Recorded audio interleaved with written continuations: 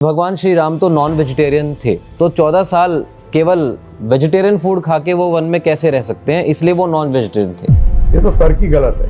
हाथी पूरी जिंदगी भर रहता है, नॉनवेज खाता है। अरे भाई, नेता हो या लीडर हो या प्रोफेसर हो, आप अपने सब्जेक्ट के हो ना, अपने विषय के हो जी। आप दूसरे विषय के अंदर अपनी नाक क्यों लगा डालते हो? हरे कृष्णा, जय गौर हरि। आप सभी का स्वागत करते हैं गौरांग इंस्टीट्यूट फॉर वैदिक एजुकेशन गिव की ओर से हमारे स्पेशल शो में परफेक्ट क्वेश्चन परफेक्ट आंसर्स, जिसमें हम डॉक्टर वृंदावन चंद्र दास जी, जो कि गिव के शिक्षा गुरु और चेयरमैन हैं, उनसे प्रश्न उत्तर करते हैं। तो हम पहला प्रश्न प्रारंभ करते हैं गुरुजी से। गुरुजी हरे कृष्णा।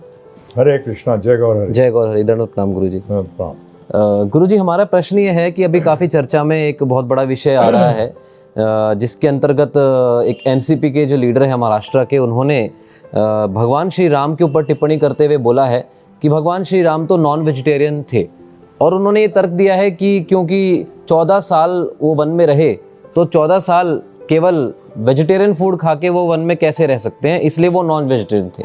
तो इसके ऊपर आपका क्या कहना है, आप कुछ बताएंगे? बेकार है, तर्क ही बेकार है। हाथी पूरी जिंदगी भर रहता है जंगल में, 200 साल उसकी उम्र है, क्या करता? नॉनवेज खाता? क्या खाता है? बिल्कुल। ये तो मतलब एक बच्चों के लिए या मूर्खों के लिए, इससे एक चीज़ और पता लगती है कि अधिकतर जनता मूर्ख है जो ऐसे बातों में आ जाती है। अरे स्पष्ट आया है, रामायण में भी आया है कि भगवान जो थे वहाँ फल, कंद मूल ये पाया करते थे। ये थोड़ी के पता लगा वो नॉन वेज पे ही जिएगा व्यक्ति। किसने कहा ये आपको? कितने लोग हैं पूरे जीवन भर वेजिटेरियन पे जी जाते हैं।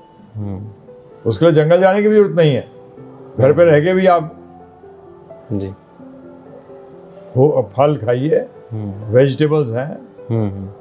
तो ये तो तर्क ही गलत है। और दूसरी बात है कि कौन बोल रहे हैं। पहली बात तो ये है कि जैसे कोई भी उठ के, अरे भाई, नेता हो या लीडर हो या प्रोफेसर हो, आप अपने सब्जेक्ट के हो ना, अपने विषय के हो जी, आप दूसरे विषय के अंदर अपनी नाक क्यों लगा डालते हो? कोई इनको आइडिया नहीं है, कोई बिल्कुल इनको कुछ पता नहीं है कि क्या बोलना चाहिए क्या नहीं बोलना चाहिए किसी विषय पे भी। ऑलराउंडर हो आप, ऑलराउंडर नहीं हुआ करते जीवन के अंदर। तो इसलिए मैं आपसे अनुरोध करूंगा, जो सुन रहे हैं इसको, जनता से, कि ऐसे हो कि मत सुना करो। और आध्यात्म के क्षेत्र में तो बिल्कुल नहीं, बाकी में भी पता नहीं क्या क्या बोलते हैं। अगर थोड़ा सा सोचो विचार करो तो पता लग जाएगा। अरे राम जी भगवान है। आज जो भी व्यक्ति अपने आप को हिंदू कहता है या सनातन धर्म ही कहता है, क्योंकि हिंदू नाम की कोई धर्म नहीं है, हिंदू का धर्म सनातन धर्म है। और यदि वो श्री राम जी को परम भगवान नहीं मानता तो वो सनातन धर्म का हिस्सा नहीं है, बिल्कुल नहीं है।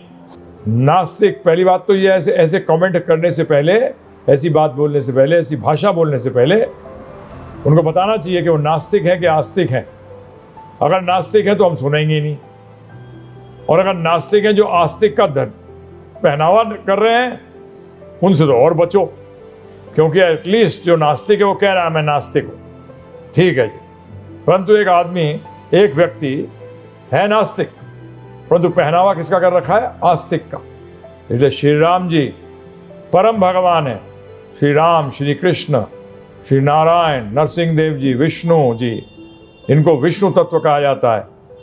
ये परम भगवान की श्रेणी में है, और आप उन पे दोष लगा रहे हैं। अरे हमें अपनी औकात देखनी चाहिए, फिर आगे वाले की बात करनी चाहिए। बिल्कुल। क्या करते हैं?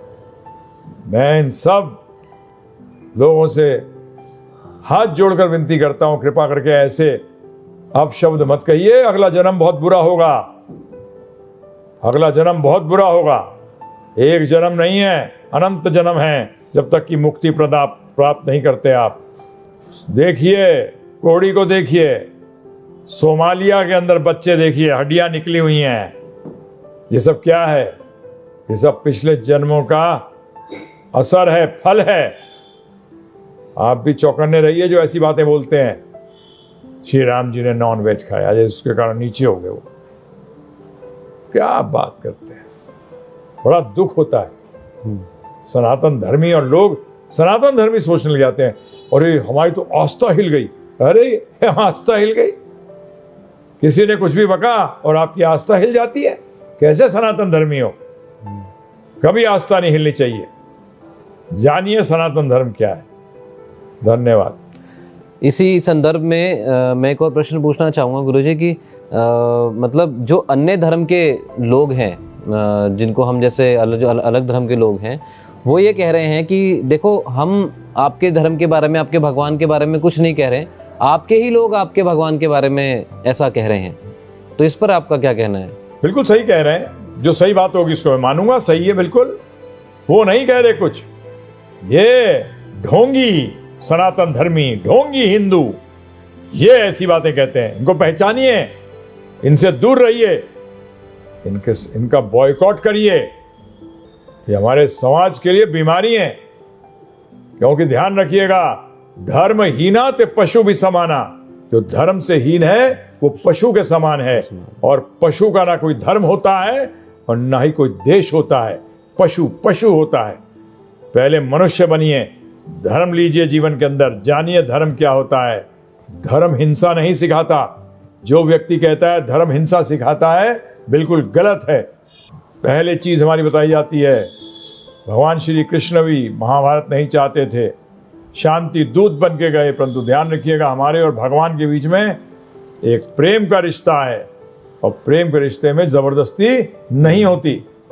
इसलिए जो ये लोग सब बातें करते हैं, मैं उनसे अनुरोध करता हूं कि अगर सनातनी हो या तो बोलो मैं सनातन धर्मी नहीं हूं, मैं इस्लाम को फॉलो करता हूं। वो भी मानते हैं कि एक परम है, जिसको हम कहते हैं परम भगवान, परम सत्य, वो भी कहते हैं, क्रिश्चियन भी कहते हैं। ये तीन ही तो मेजर धर्म है दुनिया में, रिलीजन जिसको कहते हो आप, सब मानते हैं। तो इसलिए सुधर जाइए, सनातन धर्मी नहीं है आप। और मैं जनता से भी अनुरोध करता हूं, आग्रह करता हूं, इनके विरुद्ध खड़े हुइए, इनके विरुद्ध खड़ी हुई है। कैसे बोल सकते हैं ऐसी बात?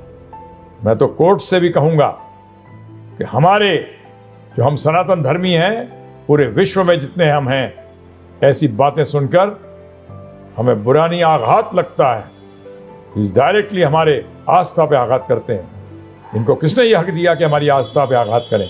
तो इसलिए इसमें डेमोक्रेसी की यही तो प्रॉब्लम है, प्रजातंत्र की, कि कोई भी कुछ भी बोलता है। सॉरी, ये फ्रीडम ऑफ स्पीच नहीं होता कि आप कुछ भी बकवास करें, और वो भी भगवान के ऊपर कुछ भी बोले। रोकना चाहिए ऐसे लोगों को।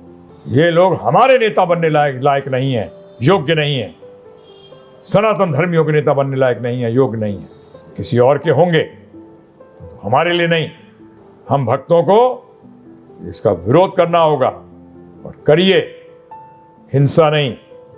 हिंसा करने की कोई आवश्यकता नहीं है। बगैर हिंसा के भी विरोध किया जा सकता है। हिंसा की जरूरत पड़ती है, परंतु वो बहुत ही एक्सट्रीम जब सिचुएशन आ जाए तब पड़ती है। डॉक्टर को भी पहली चीज गोली देता है, पहली ऑपरेशन करने नहीं बैठ जाता। ऑपरेशन जो होता है, जिसमें काटा पीटी होती है, एक किस्म की हिंसा होती है शरीर के साथ, वो अंतिम पड़ाव है बचाने का। अभी नहीं, शुरू में नहीं। शुरू में आज अपने आप को एकजुट करिए। अभी एकजुट ही नहीं है। कोई भी श्री राम जी के बारे में कुछ भी बोल जाता है और सब चुपचाप सुनते रहते हैं। आपने सही बात कही। किसी और धर्म के बारे में बोले, देखते हैं, परंतु हम सनातन धर्मी कमजोर हो गए। प्रजातंत्र की प्रॉब्लम है ये, इसलिए हमें जुड़ना पड़ेगा। समझ में आया आपके? धन्यवाद।